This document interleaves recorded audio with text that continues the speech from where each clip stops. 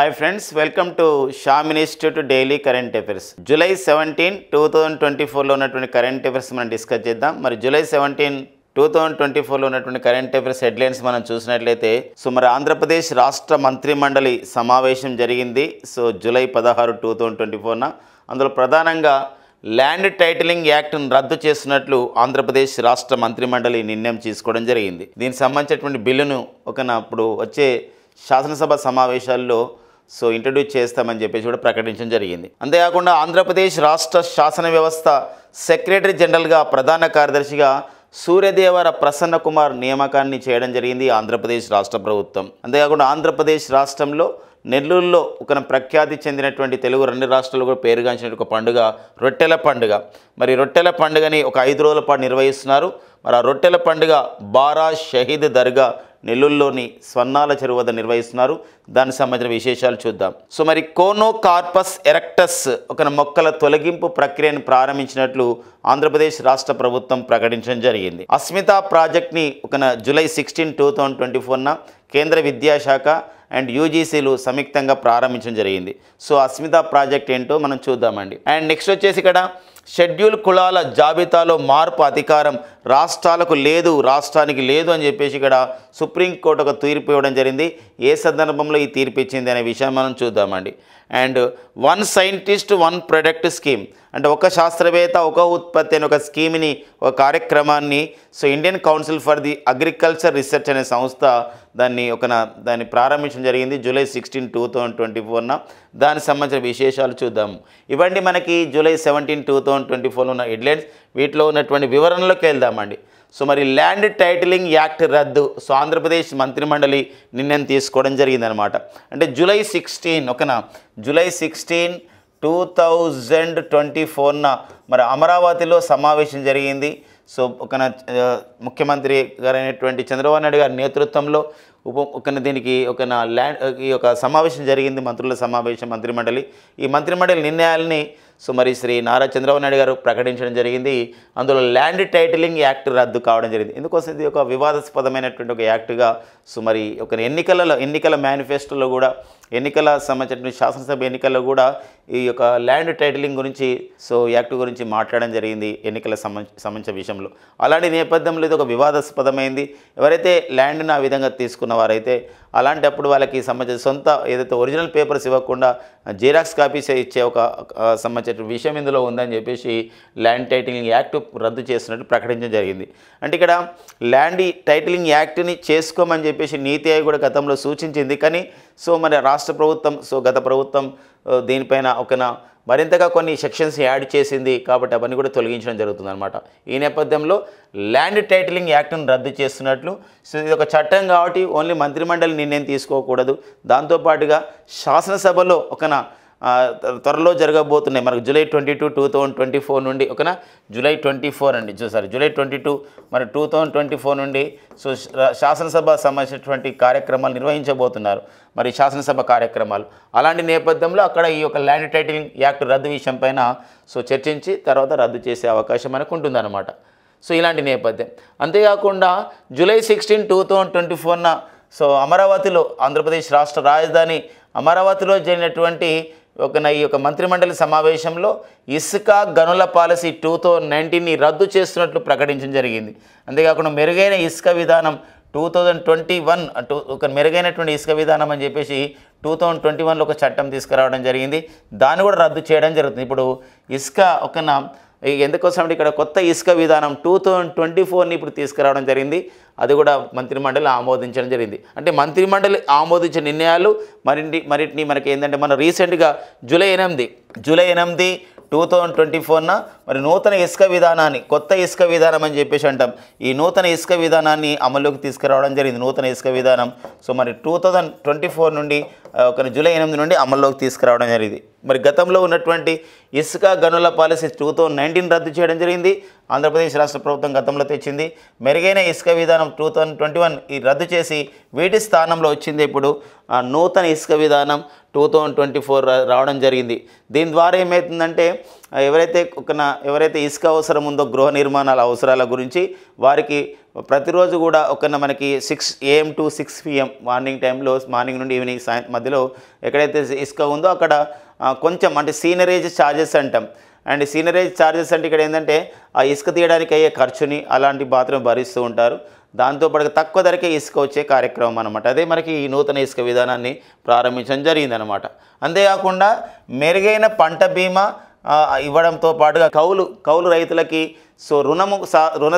రుణ సహాయాన్ని అంటే ఇక్కడ బ్యాంకుల ద్వారా రుణాన్ని కూడా అందించాలని చెప్పేసి కూడా మంత్రిమండలి నిర్ణయం తీసుకోవడం జరిగింది. అంటే పంటల బీమా పథకం అంటే కేంద్ర ప్రభుత్వ కార్యక్రమం ఉంది, ప్రధానమంత్రి ఫసల్ బీమా యోజన అని చెప్పేసి అంటాం. అలాంటి వాటికి ఆ విధంగా చేసి ఇంకా మరింతగా మెరుగైన ఒక పంట బీమా కార్యక్రమాన్ని ఇవ్వాలి, క్రాప్ ఇన్సూరెన్స్ స్కీమ్ అని చెప్పేసి. అంతేకాకుండా టెనేట్ ఫార్మర్స్ ఉంటారు, కౌలు రైతులు ఉంటారు, వారికి రుణ సదుపాయం కూడా కావాలి. ఎందుకోసం అంటే సొంత భూమి ఉన్నటువంటి రైతులకి రుణాలు అందజేయబడతాయి బ్యాంకుల ద్వారా. బట్ కౌలు రైతులకు ఇబ్బంది ఉంది కాబట్టి ఒక రుణ సదుపాయం కల్పించాలి బ్యాంకుల ద్వారా అని చెప్పేసి కూడా ఆంధ్రప్రదేశ్ రాష్ట్ర మంత్రిమండలి నిర్ణయం తీసుకోవడం జరిగింది. అంతేకాకుండా ఆంధ్రప్రదేశ్ రాష్ట్ర వ్యాప్తంగా ఆగస్టు 15, 2024 అన్న క్యాంటీన్లు కూడా ప్రారంభించబోతున్నారు. యాక్చువల్గా అన్న క్యాంటీన్లను ఒక 183 అన్న క్యాంటీన్లని ఆ విధంగా ప్రారంభంలో చేద్దామనుకుంటున్నారు. ఇందులో ఆ రోజునైతే ఒక 100 క్యాంటీన్ల వరకు కూడా అన్న క్యాంటీన్లని ఆ విధంగా ప్రారంభించబోతున్నారు. ఇక్కడ ఏంటంటే ఇక్కడ తక్కువ ధరకే భోజనం సదుపాయం కల్పించడం ఇలాంటి ఒక అన్న క్యాంటీన్లు ఆగస్టు 15, 2024 ప్రారంభం కాబోతున్నాయి. అంతేకాకుండా ఇటీవల కాలంలో ఆంధ్రప్రదేశ్ రాష్ట్ర ఈ సేంద్రియ వ్యవసాయంలో కృషి చేసినందుకు గాను ఆంధ్రప్రదేశ్ రాష్ట్రంలో పర్టికులర్గా న్యాచురల్ ఫార్మింగ్లో ప్రకృతి సేద్యంలో కృషి చేసినందుకు గాను మన ఆంధ్రప్రదేశ్ రాష్ట్రానికి Andhra Pradesh community Andhra Pradesh community managed natural farming అని చెప్పేసి అంటాం. ఈ సంస్థకి పోర్చుగల్ దేశ రాజధాని లిస్బన్లో గుల్బేకిన్ అనే అవార్డు వచ్చింది. గుల్బేకిన్ అవార్డు. ఈ గుల్బేకిన్ అవార్డు వచ్చిన సందర్భంగా మరి మంత్రిమండలి చర్చించడం జరిగింది. మరి గుల్బేకిన్ అవార్డు ఫర్ ది హ్యుమానిటీ అని చెప్పేసి అంటాం. 2024 సంవత్సరానికి గుల్బేకిన్ అవార్డు ఫర్ ది హ్యుమానిటీ. మరి గుల్బేకిన్ అవార్డు ఫర్ ది హ్యుమానిటీని పొందడం జరిగింది మనకి మన ఆంధ్రప్రదేశ్ రాష్ట్ర మేనేజ్డ్ అంటే నిర్వహణ చేస్తున్నటువంటి నేషనల్ ఫార్మింగ్ అనే సంస్థకు రావడం జరిగిందనమాట. మరి ఇందులో ఆదర్శ రైతుగా ఉన్నటువంటి అనంతపురంకు చెందినటువంటి నాగేంద్రమ్మ ఈ అవార్డు కూడా అందుకోవడం జరిగిన సందర్భం అన్నమాట.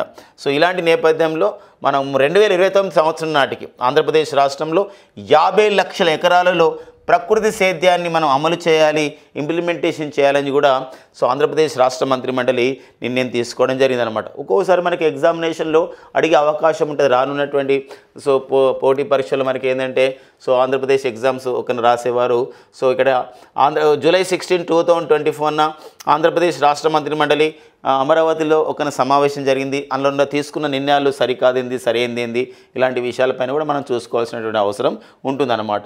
ఇప్పుడు జూలై 8, 2024 కొత్త ఇసుక విధానాన్ని తీసుకురావడం జరిగింది. నూతన ఇసుక విధానాన్ని ఆంధ్రప్రదేశ్ రాష్ట్రంలో.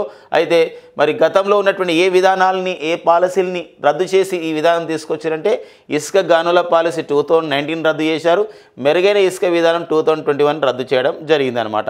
మరి ఆంధ్రప్రదేశ్ రాష్ట్రంలో అన్నా క్యాంటీన్లని ఎన్ని ఏర్పాటు చేస్తున్నారు? 183.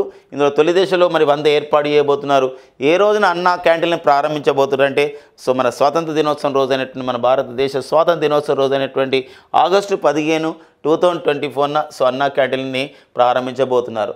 గుల్బేకిన్ అవార్డుని పొందినటువంటి ఆదర్శ రైతు ఎవరు? లేకపోతే భారతదేశానికి క్రింది ఏ రాష్ట్రం పోర్చుగల్ దేశం ఇచ్చే లిస్బన్లో పోర్చుగల్ దేశ రాజధాని లిస్బన్లో ఇచ్చే ఏ అవార్డుని పొందడం జరిగింది అని చెప్పేసి అన్నప్పుడు ఇక్కడ గుల్బేకిన్ అవార్డు ఫర్ ది హ్యుమానిటీని అవార్డు పొందడం జరిగింది. Andhra Pradesh community managed natural farming సంస్థ వారి సంబంధించినటువంటి అధినేత అయినటువంటి విజయ్ కుమార్ గారు ఈ అవార్డు పొందడం జరిగింది. వారితో పాటుగా అక్కడ ఆదర్శ రైతు అయినటువంటి నాగేంద్రమ్మ గారు కూడా ఈ అవార్డు పొందడం జరిగింది అనమాట. అలాంటి నేపథ్యాన్ని కూడా చూసుకోవాలి. ఆంధ్రప్రదేశ్ రాష్ట్ర ప్రభుత్వం యొక్క లక్ష్యం ఏంటి? మరి ప్రకృతి సేద్యం విషయంలో ప్రకృతి సేద్యం విషయంలో, న్యాచురల్ ఫార్మింగ్ విషయంలో ఏ సంవత్సరం నాటికి 50 లక్షల ఎకరాల్లో ప్రకృతి సేద్యాన్ని మనం అమలు చేయాలి ఆంధ్రప్రదేశ్ రాష్ట్రంలో ఒక ప్రాజెక్ట్ చేయడం జరిగింది, ఒక టార్గెట్ అంటే అది 2029 నాటికి సో ఆ దిశగా వెళ్ళాలని చెప్పేసి కూడా నిర్ణయించుకోవడం జరిగిందనమాట. ఇదంతా మనం వ్యవసాయ రంగం గురించి మాట్లాడుతున్నాం, ప్రకృతి సేద్యం కాబట్టి ప్రజెంట్ మనకి మన రాష్ట్ర వ్యవసాయ శాఖ మంత్రి ఎవరని చెప్పేసి అంటారు.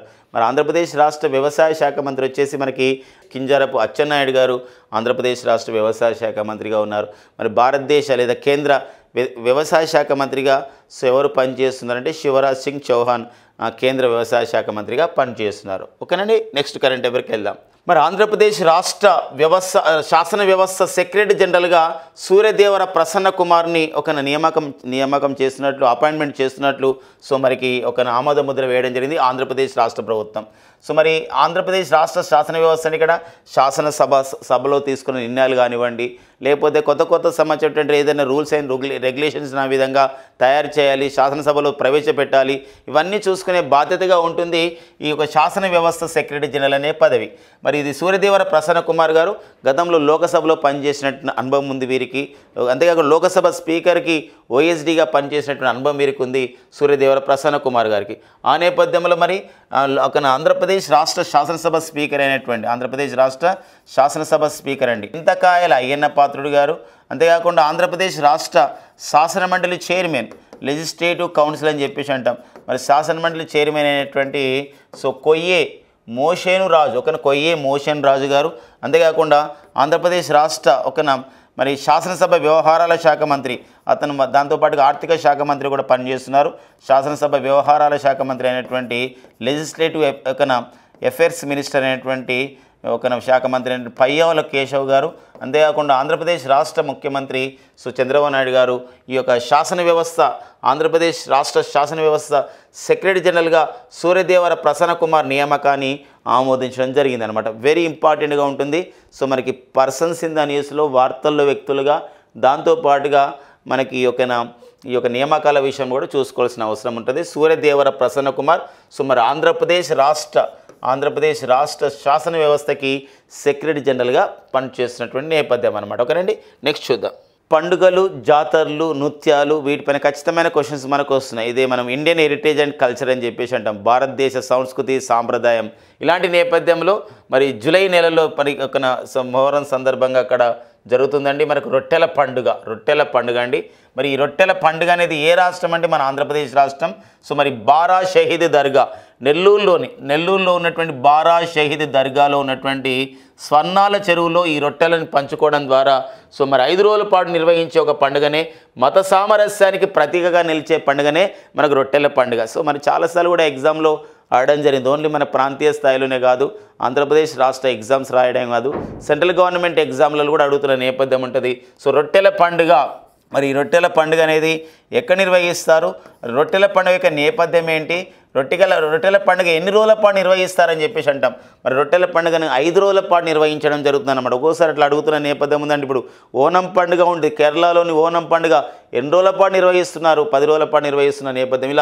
ఇలా మత సామరస్యానికి ప్రతీకగా నిలిచే రొట్టెల పండుగ ఏ చెరువు ఎక్కడ జరుగుతుంది, ప్లేస్ ఏంటంటే నెల్లూరులో ఏ పేరు స్వర్ణాల చెరువులో నిర్వహిస్తారు. తమ కోరికలు ఆ విధంగా తీరిన వాళ్ళు ఆ రొట్టెలను ఆ విధంగా అక్కడ ఇవ్వడం అనేది జరుగుతుంది. వారు వాళ్ళకంటే కొన్ని ఏవైతే మనం ఏదైతే కోరికలు ఉంటే ఏవైతే పర్టికులర్గా మనం ఇది సాధించాలనే కోరిక కానీ ఇలాంటివన్నీ కూడా అక్కడ మనకు నెరవేరుతాయని చెప్పేసి ఒక నమ్మకంతో ప్రతి సంవత్సరం కూడా రొట్టెల పండుగ నిర్వహిస్తారు మనకు ఆంధ్రప్రదేశ్లోని నెల్లూరులో అన్నమాట. ఓకేనా, నెక్స్ట్ చూద్దామండి ఎక్కడ నిర్వహిస్తున్నారు. ఆ దర్గా పేరు కూడా ఇంపార్టెంట్ అండి, బారా షహీద్ దర్గా అంటారండి. ఎక్కడది, నెల్లూరులోని బారా షహీద్ దర్గాలో మరి యొక్క రొట్టెల పండుగ నిర్వహిస్తారు. అక్కడ ఉన్నటువంటి సన్నాల చెరువులో నిర్వహించుకోవడం జరుగుతుంది అనమాట. ఓకేనా, నెక్స్ట్ చూద్దామండి. ఇక నెక్స్ట్ వచ్చేసి ఆంధ్రప్రదేశ్ రాష్ట్ర ప్రభుత్వం సో మనకి పర్యావరణం పరంగా మరొక నిర్ణయాన్ని తీసుకోవడం జరిగింది. మరి ఆంధ్రప్రదేశ్ రాష్ట్ర పర్యావరణ శాఖ మంత్రి, గ్రామీణాభివృద్ధి పంచాయతీరాజ్ శాఖ మంత్రి, గ్రామీణ నీటి సరఫరా శాఖ మంత్రి, సైన్స్ అండ్ టెక్నాలజీ మినిస్టర్ అయినటువంటి మరి శ్రీ పవన్ కళ్యాణ్ గారు సో ఈ నిర్ణయం తీసుకోవడం జరిగింది. సో మరి కోనోకార్పస్ ఎరెక్టర్స్ అంటారండి, కోనోకార్పస్ ఎరెక్టస్ మొక్కల సంబంధించినటువంటి తొలగింపు జరుగుతుంది. కోనోకార్పస్ మొక్కలండి. ఈ కోనోకార్పస్ మొక్కలు అనేది మనకి ఏంటంటే తొందరగా పెరుగుతాయి. సో ఇంకొక విషయం ఏంటంటే కోనోకార్పస్ మొక్కలు అనేది కొన్ని బెనిఫిట్స్ ఉన్నాయి, కొన్ని మెరిట్స్ ఉన్నాయి, కొన్ని డీమెరిట్స్ ఎక్కువ ఉన్నాయి. అలాంటి నేపథ్యంలో దీన్ని మొత్తం తొలగించాలని చెప్పేసి నిర్ణయం తీసుకోవడం జరిగింది. యాక్చువల్గా కోనోకార్పస్ మొక్కలు అనేది మన భారతదేశంలో చాలా రోజుల నుంచి ఏం లేవు, అంటే పురాతన కాలం నుంచి ఏం లేవు, కొత్తగా రావడం జరిగింది అనమాట ఈ కోనోకార్పస్ మొక్కలు. వాటి యొక్క నేపథ్యం చూద్దాం. అది ఈ కోనోకార్పస్ మొక్కలు అనేది ఉత్తర అమెరికా ఖండంలోని ఫ్లోరిడా తీర ప్రాంతంలో ఈ యొక్క మడడవులలో ఎక్కువగా పెరిగేవన్నమాట, ఎక్కువగా పెరుగుతున్నాయి. అంతేకాకుండా ఇక్కడ బహామాస్ అనే దేశం, వెస్ట్ ఇండీస్, ఆఫ్రికా సముద్ర తీర ప్రాంతాల్లో కూడా ఈ యొక్క కోనోకార్పస్ ఎరెక్టస్ మొక్క కనబడుతుంది.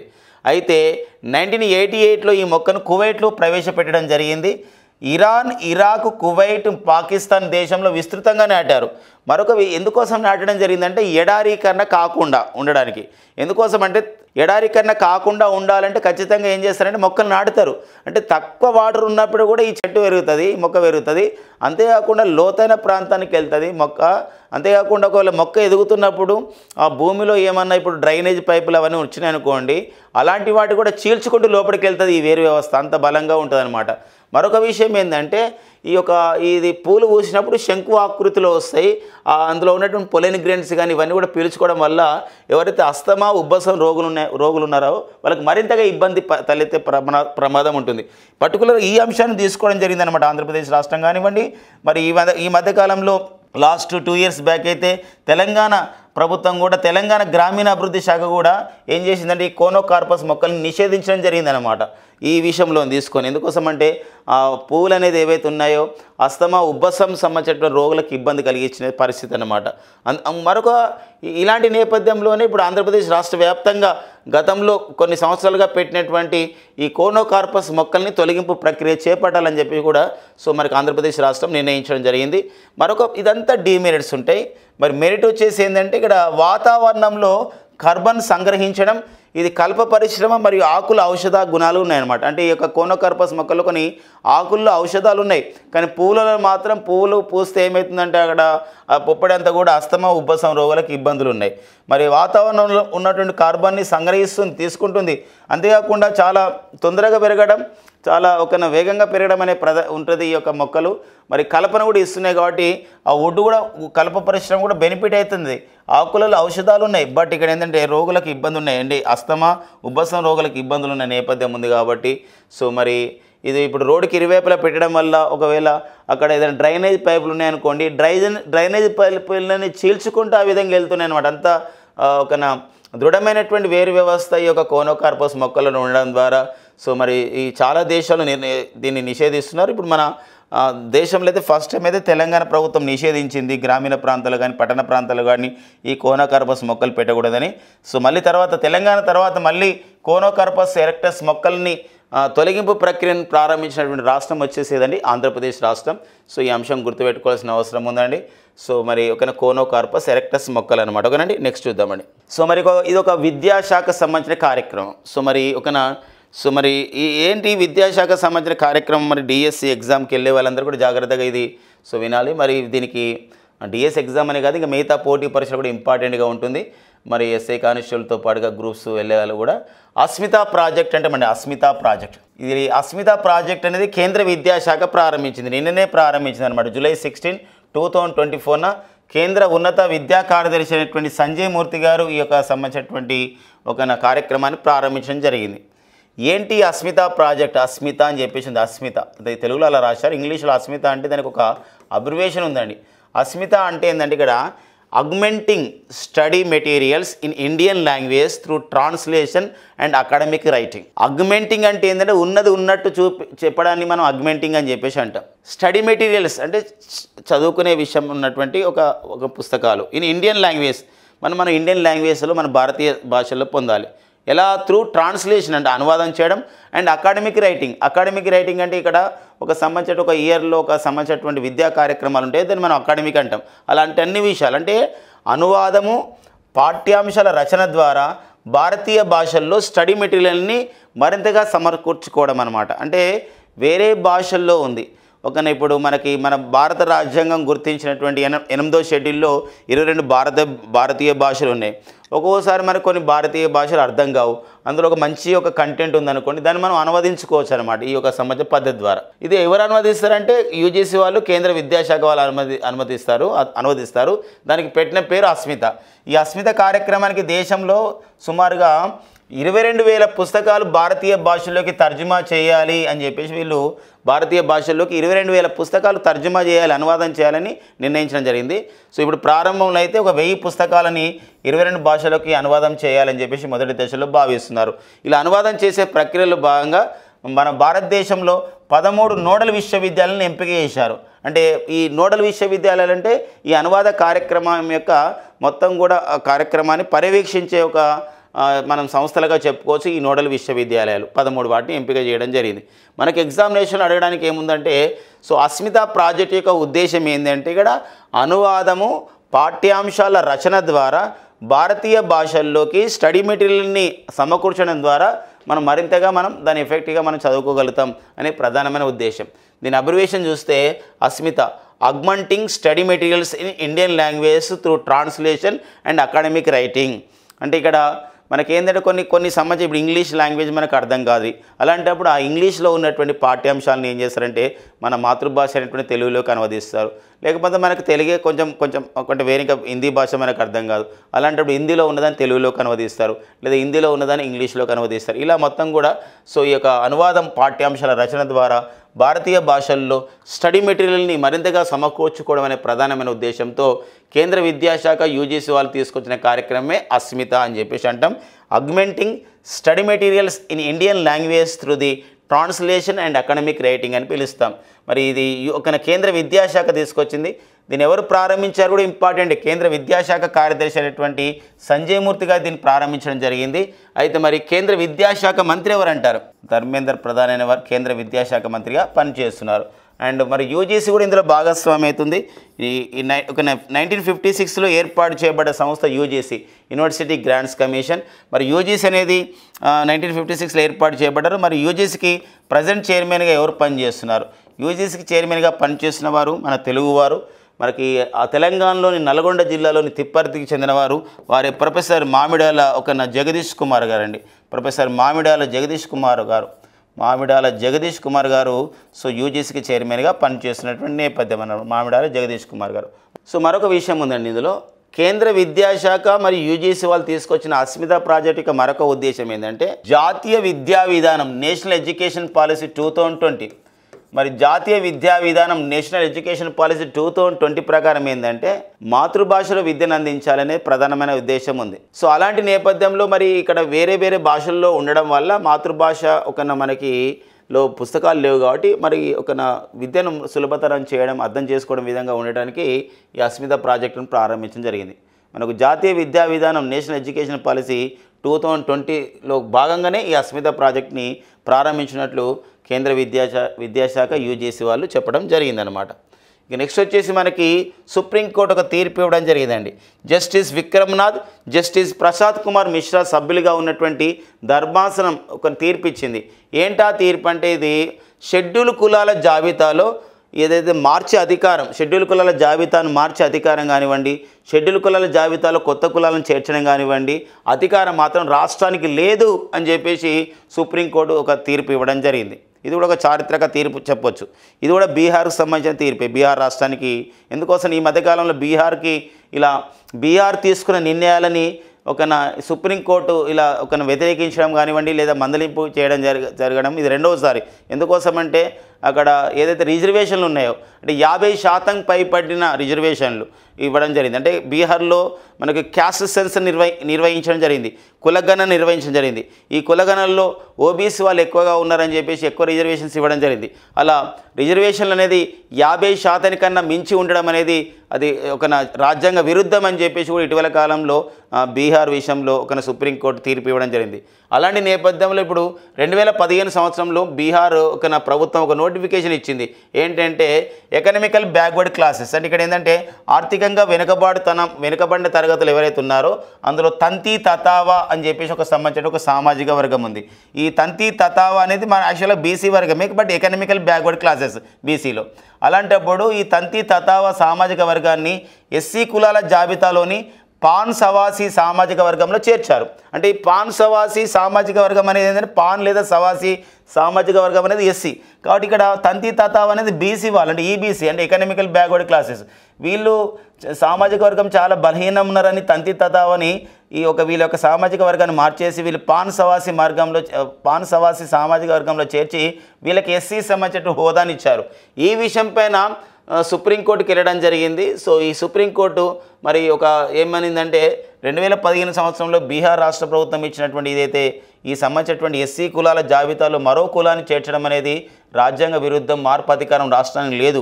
ఎలా లేదంటే భారత రాజ్యాంగంలోని ఆర్టికల్ 341లో చేర్చినటువంటి షెడ్యూల్ కులాల జాబితా క్లాస్ 1లో మార్పులు చేసే అధికారం రాష్ట్రాలకు లేదు అని చెప్పేసి ఇక్కడ ఇవ్వడం జరిగింది. 341 ఆర్టికల్ని ఇక్కడ చూపించడం జరిగిందనమాట. ఈ కేసు ఎవరు ఈ తీర్పుని ఇవ్వడం జరిగింది సుప్రీంకోర్టు అంటే ఇక్కడ జస్టిస్ విక్రమ్నాథ్, జస్టిస్ ప్రసాద్ కుమార్ మిశ్రా సభ్యులుగా ఉన్నటువంటి ధర్మాసనం తీర్పు ఇవ్వడం జరిగిందనమాట. సో ఇది మనకి ఎవరిచ్చారు తీర్పు, ఏ విషయంలో ఇచ్చారు అనేది మనకి ఇంపార్టెంట్గా ఉంటుందండి. నెక్స్ట్ కరెంట్ అఫైర్ చూద్దాం. 1 సైంటిస్ట్ 1 ప్రొడక్ట్ స్కీమ్ అండి. 1 సైంటిస్ట్ 1 ప్రొడక్ట్ స్కీమ్ ఇది మనకి Indian Council for the Agriculture research వాళ్ళు ఒక జాతీయ వ్యవసాయ పరిశోధన మండలి వాళ్ళు దీన్ని చేయడం జరిగింది. ఫ్రెండ్స్ మనందరికీ తెలుసుకోవాలి ఇక్కడ జాతీయ వ్యవసాయ పరిశోధన మండలి. మరి జాతీయ వ్యవసాయ పరిశోధన మండలి అనేది 96వ Indian Council for the Agriculture Research యొక్క వ్యవస్థాపక దినోత్సవం జూలై 16, 2024లో జరిగింది. మరి ఇలాంటి క్రమంలో మరి అంటే ఈ ఐకార్ సంస్థ మరి ఎప్పుడు ఏర్పాటు చేసింది, మన భారతదేశంలో వ్యవసాయ పరిశోధన మండలి అనేది ఎప్పుడు ఏర్పాటు చేయబడిందంటే జూలై 16, 1929లో ఏర్పాటు చేయబడింది. కాబట్టి ఈ జూలై 16, 2024 నాటికి ఈ సంస్థ ఏర్పాటు చేయబడి 96 సంవత్సరాలు అవుతుంది. ఈ సందర్భంగా 96వ ఐకార్ వ్యవస్థాపక దినోత్సవం సందర్భంగా జూలై 16, 2024న సుమారు ఆ సంస్థ 56 పంటలకు సంబంధించినటువంటి 323 నూతన వంగడాలను న్యూ వెరైటీస్ని పంటల సంబంధించిన వంగడాలను విత్తనాలను విడుదల చేయడం జరిగిందనమాట. ఈ క్రమంలోని భాగంగా ఈ కార్యక్రమం ప్రారంభించారు. ఏం కార్యక్రమం ఇది? 1 సైంటిస్ట్ 1 ప్రొడక్ట్ స్కీమ్ అండి. అంటే 1 సైంటిస్ట్ అంటే ఒక శాస్త్రవేత్త ఒక ఉత్పత్తి అనే కార్యక్రమం అండి. 1 సైంటిస్ట్ ఒక ప్రొడక్ట్ అంటే ఒక శాస్త్రవేత్త. దేశంలో Indian Council for the Agriculture రీసెర్చ్కి సుమారుగా 5,000 మందికి పైగా సిబ్బంది ఉన్నారు. అందులో శాస్త్రవేత్తలు ఉన్నారు. వాళ్ళందరూ కూడా కృషి పట్టుదలతో వాళ్ళు ఖచ్చితంగా ఒక 100 రోజులలో ఒక్కొక్కరు 100 రోజులలో 100 రోజులలో అంటే 100 రోజులలో 100 నూతన వంగడాలు తయారు చేయాలనేది ఒక లక్ష్యంగా పెట్టుకోవడం జరిగిందనమాట. తద్వారా ఏమవుతుందంటే దేశంలో మరి ఈ యొక్క వ్యవసాయ రంగంలో నూతన వంగడాలు అనేది అవసరం ఉంటుంది. ఎందుకోసం నీటి ఎద్దడిని తట్టుకోవడమే కానివ్వండి, చీడపీడ పురుగులను ఎదుర్కోవడం కానివ్వండి, అంతేకాకుండా అధిక దిగుబడిని అందించే వంగడాలు కూడా మనకు అవసరం వ్యవసాయ రంగంలో పంటల విషయంలో. అలాంటి నేపథ్యంలోనే 100 రోజులలో 100 నూతన వంగడాలు తయారు చేయాలనే ప్రధానమైన లక్ష్యంతో జూలై 16, 2024న ఈ యొక్క Indian Council for the Agriculture Research యొక్క 96వ వ్యవస్థాపక దినోత్సవం సందర్భంగా Indian Council for the Agriculture research జాతీయ వ్యవసాయ పరిశోధన మండలి అయినటువంటి డైరెక్టర్ జనరల్ హిమాంశు పాఠక్ గారు ఈ కార్యక్రమాన్ని ప్రారంభించడం జరిగిందనమాట. సో ఫ్రెండ్స్ గమనించండి, మన భారతదేశంలో మరి వ్యవసాయ రంగంలో ప్రధానంగా అధిక వంగడాలని అండ్ చాలా నెంబర్ ఆఫ్ ది వెరైటీస్ని పంటల వంగడాలని విత్తనాలని విడుదల చేస్తున్నటువంటి సంస్థ ఏంటంటే ఈ యొక్క ఐకార్ సంస్థ అని చెప్పవచ్చు. ఎందుకోసం అంటే 2014-15 సంవత్సరం నుండి 2023-24 సంవత్సరం వరకు ఈ యొక్క ఐకార్ సంస్థ చేత ఐకార్ యొక్క అనుబంధ సంస్థలు ప్రాంతీయ సంస్థలు కలుపుకొని 2,593 నూతన వంగడాలని అంటే ఇక్కడ వరి కావచ్చు, గోధుమ కావచ్చు, కందులు కావచ్చు, మొక్కజొన్న కావచ్చు, ఇలా మొత్తం 2,593 వంగడాలని విడుదల చేయడం జరిగింది మరి Indian Council for the Agriculture research సంస్థ. సో చాలా ఇంపార్టెంట్గా ఈ సంబంధించిన విషయం గమనించండి. 1 సైంటిస్ట్ 1 ప్రొడక్ట్ స్కీమ్ అనేది ఎవరు ప్రారంభించారు, దాని ఉద్దేశం ఏంది కూడా మనం తెలుసుకోవాలి. గతంలో ఒక కార్యక్రమం ఉండే 2018లో కేంద్ర ప్రభుత్వం 1 డిస్ట్రిక్ట్ 1 ప్రొడక్ట్ అనే కార్యక్రమం. ఇది 2018లో వచ్చిందండి. 1 డిస్ట్రిక్ట్ 1 ప్రొడక్ట్ కార్యక్రమం. సో 1 డిస్ట్రిక్ట్ 1 ప్రొడక్ట్ అని చెప్పేసి అంటే మన 1 డిస్ట్రిక్ట్ 1 ప్రొడక్ట్ అనే కార్యక్రమం అంటే ఒకే జిల్లా ఒక ప్రొడక్ట్ అంటే ఒక జిల్లా ఒక ఉత్పత్తికి పేరుగాంచాలి. అలా దేశంలో ఈ కార్యక్రమాన్ని ప్రారంభించడం జరిగింది. కొన్ని ప్రాంతాలు చాలా సక్సెస్ఫుల్గా నడిచిందనమాట. ఇప్పుడు కూడా 1 సైంటిస్ట్ 1 ప్రొడక్ట్ ద్వారా ఏమైతుంటే శాస్త్రవేత్తల్లో ఒక సంబంధించినటువంటి ఒక టార్గెట్ ఓరియంటెడ్గా పనిచేయడం కానివ్వండి, లేకపోతే మన సమాజ అవసరాల గురించి, భారతదేశ అవసరాల గురించి మనకు ఆహార ధాన్యాలను ఎక్కువగా దిగుబడి చేసే అవసరం ఉంది కాబట్టి సో ఇది మనకు ఫలప్రదమవుతుందని మనం భావించవచ్చు అనమాట. ఓకేనండి, ఈ ప్రతి పాయింట్ కూడా మనకి ఇంపార్టెన్స్గా మనం చూసుకోవాల్సిన అవసరం ఉందండి. ఓకేనా, నెక్స్ట్ చూద్దాం. సో మరి anti narcotics help line number. So మనకు దేశంలో చాలా ప్రాంతాల్లో ఇప్పుడు మనకి ఏంటంటే ఒక సమస్య గురించి మాట్లాడుతున్నారు, డ్రగ్స్ తీసుకోవడం గురించి మాట్లాడుతున్నారు. అంతేకాకుండా ఈ మధ్య కాలంలో మనం చూసాం తెలంగాణ రాష్ట్ర ప్రభుత్వం ఈ యొక్క మాదక ద్రవ్యాలను అరికట్టడానికి, పాఠశాల స్థాయిలలో మాదక ద్రవ్యాలను అరికట్టడానికి అవగాహన కల్పించడం. ఇలాంటి నేపథ్యంలో ప్రహరీ క్లబ్ను ఏర్పాటు చేయడం జరిగింది. అంటే ఇది ప్రైవేట్ పాఠశాలలు అండ్ ప్రభుత్వ పాఠశాలలు కూడా ఏర్పాటు చేస్తున్నారు. ప్రైవేట్ పాఠశాల సంబంధించిన ప్రిన్సిపాల్ కానివ్వండి, హెడ్ మాస్టర్ కానివ్వండి, ప్రభుత్వ పాఠశాల కూడా ప్రిన్సిపాల్ కానీ హెడ్ మాస్టర్ కానీ దీనికి అధ్యక్షుడిగా ఉంటారు. అంతేకాకుండా అందులో సీనియర్ ఉపాధ్యాయుడు టీచర్ ఒక ఉపాధ్యక్షుడిగా ఉంటారు. 6 నుండి 10వ తరగతి చదివే పిల్లల్లో ప్రతి క్లాసు నుండి ఒకరు వచ్చేసి ఏంటంటే ఇక్కడ సభ్యులుగా ఉంటారు, ఒకరిద్దరు. ఇలాంటి నేపథ్యంలో ప్రహరీ క్లబ్ల ద్వారా సో మనం మాదక ద్రవ్యాలను కొంచెం అరికట్టవచ్చు అని చెప్పేసి ఒక ప్రధానమైన ఉద్దేశం. ఇంకా చాలా రాష్ట్రాలు కూడా ఆ నిర్ణయం తీసుకుంటూ ఉన్న నేపథ్యం. అలాంటప్పుడు ఓన్లీ పాఠశాలనే కాదు బయట కూడా మరి ఇప్పుడు ఇలాంటి నేపథ్యంలో మనకి కేంద్ర హోంశాఖ త్వరలోనే అంటే రేపు అంటే జూలై 18, 2024 కేంద్ర హోంశాఖ నిర్ణయం తీసుకుంది. ఏంటంటే ఈ డ్రగ్స్ నేరాలపైన కానివ్వండి, డ్రగ్స్ దొరుకుతున్న విషయంపైన కానివ్వండి, ఇలా సంబంధిత ఇతర అంశాలపైన నేరుగా మన దేశంలో నార్కోటిక్స్ కంట్రోల్ బ్యూరో అని చెప్పేసి అంటాం, ఎన్సీబీ అండి. నార్కోటిక్స్ కంట్రోల్ బ్యూరో ఏంటంటే ఈ నార్కోటిక్స్ని పర్టికులర్గా మత్తు పదార్థాలని, మాదక ద్రవ్యాలని నిషేధానికి కృషి చేస్తుంది. వాళ్ళపైన చర్యలు తీసుకునే సంస్థ ఎన్సీబీ సంస్థ. ఏసీబీ అంటేనో యాంటీ కరప్షన్ బ్యూరో, అవినీతి నిరోధకంగా గురించి కృషి చేసేది ఏసీబీ అయితే, ఎన్సీబీ అంటే నార్కోటిక్స్ కంట్రోల్ బ్యూరో అని చెప్పేసి అంటాం. మరి ఈ సంస్థకి డైరెక్ట్గా సమాచారం అందించడానికి దేశవ్యాప్తంగా ఒక హెల్ప్ లైన్ నెంబర్ని ప్రారంభించడం జరిగింది. అదే ఏంటంటే ఇక్కడ 19330 1933 అండి, 1933 అండి, 1933 గుర్తుపెట్టుకోండి. ఇది మరి నార్కోటిక్స్ హెల్ప్ లైన్ నెంబర్గా సో కేంద్ర హోంశాఖ ప్రకటించడం జరిగింది. మరి జూలై 18 అంటే రేపు దీన్ని ప్రారంభించబోతున్నారు. దేశవ్యాప్తంగా ఇది విధంగా ఉందన్నమాట, అమలు కాబోతుంది. దీని ద్వారా డ్రగ్స్ సమాచారం కానివ్వండి, డ్రగ్స్ నేరాలపైన కానివ్వండి, ఇలా డ్రగ్స్ పైన ఉన్నటువంటి సమాచారం, మాదక ద్రవ్యాలపైన సమాచారం మనం అందించవచ్చు అన్నమాట. 1933 ఉంటుందండి, ఇంకోటి 1930 ఉంటుంది. మరి 1930 ఏంటంటే ఇది సో సైబర్ నేరాలపైన, ఈ సైబర్ నేరాల గురించి సైబర్ నేరాలపైన మనం ఫిర్యాదు చేయడానికి ఇది 1930 నెంబర్ని ministry of the home affairs కేంద్ర హోంశాఖ దీన్ని సో ప్రారంభించడం జరిగింది. ఎందుకోసం అంటే ఇప్పుడు మనకు ఒకరు ఓటీపీ పంపిస్తారు, ఓటీపీ ప్రెస్ చేయగానే డబ్బులు పోయినాయి, లేకపోతే పిల్లలు గేమ్స్ ఆడుతుంటారు అనుకోకుండా కొన్ని ప్రెస్ చేయడం వల్ల మన అకౌంట్లోకి డబ్బులు పోయాయి, లేకపోతే కొన్ని మార్ఫింగ్ చేస్తారు, ఫోటోలు మార్ఫింగ్ చేసి వేధింపులు జరుగుతూ ఉంటాయి. అలాంటి అన్ని నేరాలపైన, సైబర్ నేరాలపైన కేంద్ర ప్రభుత్వం గతంలో ప్రారంభించిన హెల్ప్ లైన్ నెంబర్, ప్రజెంట్ కొనసాగుతున్నటువంటి హెల్ప్ లైన్ నెంబర్ కూడా 1930 అనే హెల్ప్ లైన్ నెంబర్ అండి. ఓకే, ఈ విషయం గుర్తుపెట్టుకోండి. కేంద్ర హోంశాఖ అంటున్నాం కాబట్టి ప్రజెంట్ కేంద్ర హోంశాఖ మంత్రి సో సహకార శాఖ మంత్రి ఎవరండి మనకి అమిత్ షా ఉన్నారు. ఓకేనా. సో మరి అమెరికాలో రిపబ్లికన్ పార్టీ అధ్యక్ష ఉపాధ్యక్ష అభ్యర్థులను ప్రకటించడం జరిగింది. సో అమెరికాలో ప్రతి 4 సంవత్సరాలకు ఒకసారి అధ్యక్ష ఎన్నికలు జరుగుతాయి. ఈ సంవత్సరం కూడా 2024 నవంబర్లో సో అధ్యక్ష ఎన్నికలు నిర్వహించబోతున్నారు. ఈ మధ్యకాలంలోనే మరి యొక్క అధ్యక్ష ఎన్నికల విషయంలో ప్రచారంలో భాగంగా మరి డొనాల్డ్ ట్రంప్ సో వారు అమెరికా అధ్యక్షుడిగా 3వసారి పోటీ పడబోతున్నాడు. గతంలో 2 సార్లు పోటీపడి ఒకసారి గెలవడం జరిగింది. మరి అమెరికాకు 45 అధ్యక్షుడిగా పనిచేశారు సో డొనాల్డ్ ట్రంప్. వీరు కూడా ఇప్పుడు ఈ సంవత్సరం జరగబోయే ఈ యొక్క అమెరికా అధ్యక్ష ఎన్నికల్లో రిపబ్లికన్ పార్టీ అధ్యక్ష పదవికి అతను నామినేట్ కావడం జరిగింది. అంటే నామినేట్ కావాలంటే ఆ పార్టీ నుండి నామినేట్ అయ్యాడు, అతను పోటీ పడబోతున్నాడు. అండ్ ఉపాధ్యక్ష పదవికి మరి జేమ్స్ డేవిడ్ వాన్స్ సో అమెరికాలోని ఓయో కాదండి, ఓహియో సో ఓహియో అనే ఒక ఓయోయో అనే ఒక సంబంధించినటువంటి ప్రాంతానికి సెనేటర్గా పనిచేస్తున్న, సెనేటర్ అంటే మన దేశంలో ఎంపీగా పిలుస్తాం, సెనేటర్గా పనిచేస్తున్నటువంటి వారు జేమ్స్ డేవిడ్ వాన్స్ని వైస్ ప్రెసిడెంట్గా అంటే ఉపాధ్యక్ష పదవికి వారిని పోటీ పడడానికి అభ్యర్థులుగా ప్రకటించడం జరిగిందనమాట. అంటే ఉపాధ్యక్ష పదవికి ఒకరిని అండ్ అధ్యక్ష పదవికి పోటీ పడడానికి మరొకరిని ఆ విధంగా చేయడం జరిగింది.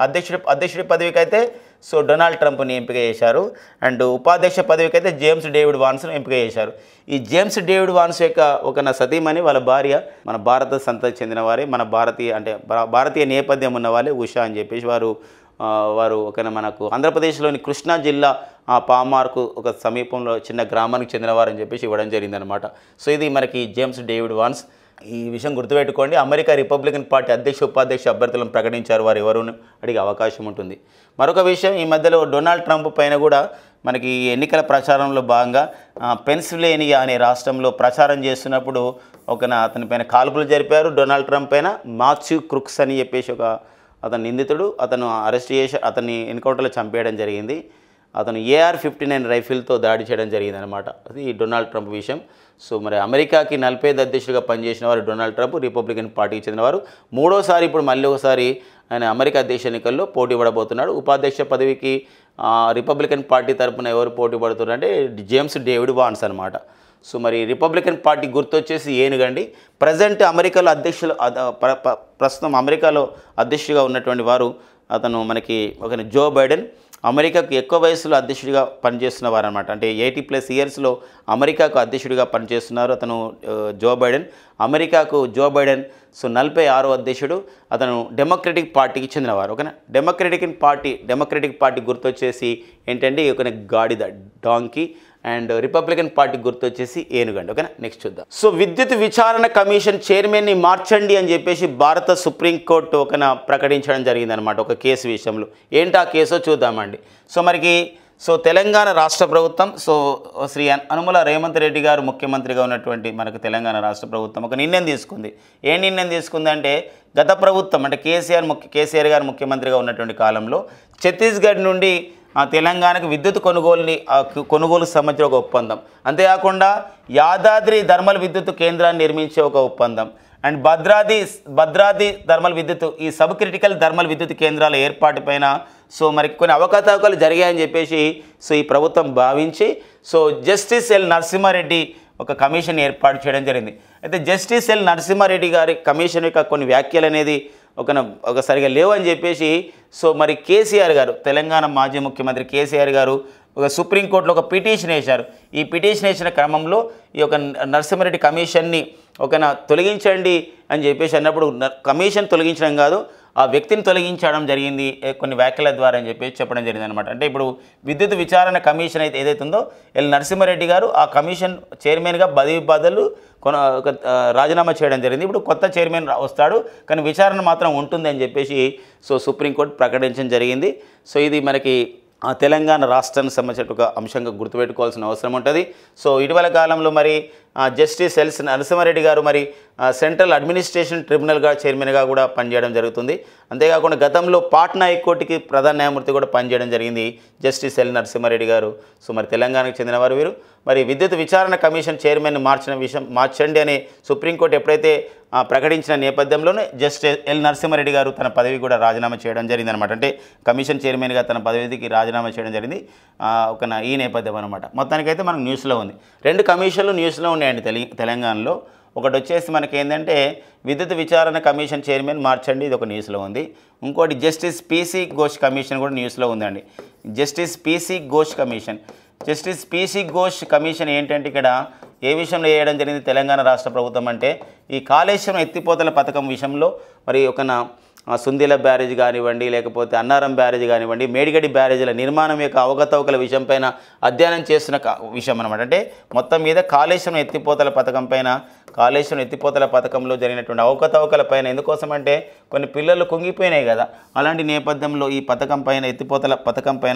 ఎత్తిపోతల ప్రాజెక్టు పైన అధ్యయనం చేసినటువంటి కమిటీ వచ్చేసి మనకి ఈ జస్టిస్ PC ఘోష్ కమిటీ. ఈ జస్టిస్ PC ఘోష్ కమిషన్ ముందు ఇప్పుడు హాజరు కావడం జరిగింది వెదిరే శ్రీరామ్ గారు. మరి వెదిరే శ్రీరామ్ గారు మరి కేంద్ర జలశక్తి శాఖకి ఒక అడ్వైజర్గా ఒక సలహాదారుగా ఉన్నారు. మరి మీ పాత్ర ఏమైనా ఉందా ఈ యొక్క కాళేశ్వరం ఎత్తిపోతల పథకం అంటే మా పాత్ర ఏం లేదు అని చెప్పడం జరిగింది అనమాట. వారు కూడా హాజరు కావడం జరిగింది. అలాంటి నేపథ్యం. మరి justice PC Ghosh, justice Pinakini Chandra Ghose మరి 2013 సంవత్సరంలో లోక్పాల్ చట్టం వచ్చిన తర్వాత తొలి లోక్పాల్ చైర్మన్గా పనిచేయడం జరిగింది. తొలి లోక్పాల్ చైర్మన్గా పనిచేయడం జరిగింది పిసి ఘోష్. ఇటీవల తన పదవి విరమణ కూడా చేశారు.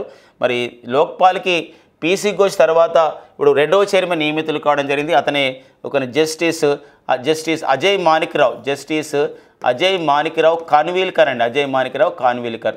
సో ఈ నేపథ్యాన్ని కూడా గమనించాల్సినటువంటి అవసరం మనకి ఉంటుందండి. ఓకేనా, నెక్స్ట్ చూద్దాం.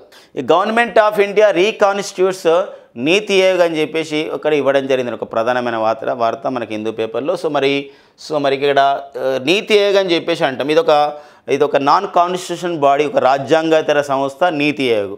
ఒక national institution for the transforming India అని చెప్పేసి అంటాం. నీతి ఆయోగ్ అంటే అబ్రివేషన్ ఏంటండి? నేషనల్ ఇన్స్టిట్యూషన్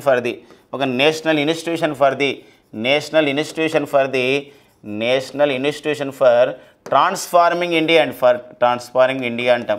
అంటే ట్రాన్స్ఫార్మ్ చేయాలి, మార్చాలి, మన భారతదేశాన్ని అభివృద్ధి చెందిన దేశంగా మార్చాలి అని వివిధ ప్రణాళికలు చేస్తూ ఉంటుంది ఈ నీతి ఆయోగ్ సంస్థ అన్నమాట.